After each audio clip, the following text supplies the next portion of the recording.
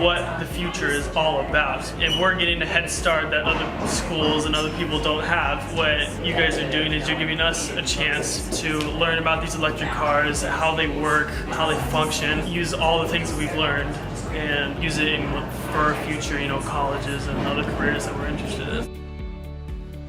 I'm really appreciative that we were able to do this because it has given me a lot of knowledge to use in my future life.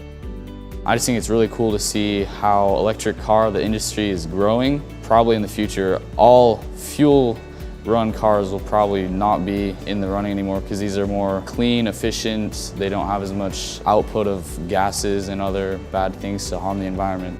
I've always been pretty fascinated with electronics and how they work. This was just kind of my first real practical hands-on experience with actually modifying and using those electronics to do something cool. Doing this confirmed that it's a field that I would want to go into.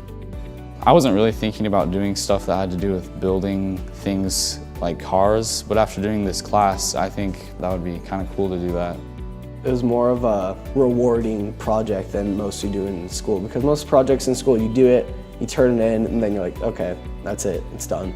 But here we were able to use our hands, we were able to put something together, all together as a group, and then collectively afterwards, we were able to experience the accomplishment of what we had done by driving in the car, and I feel like it was a much more gratifying experience of a project in school than most are.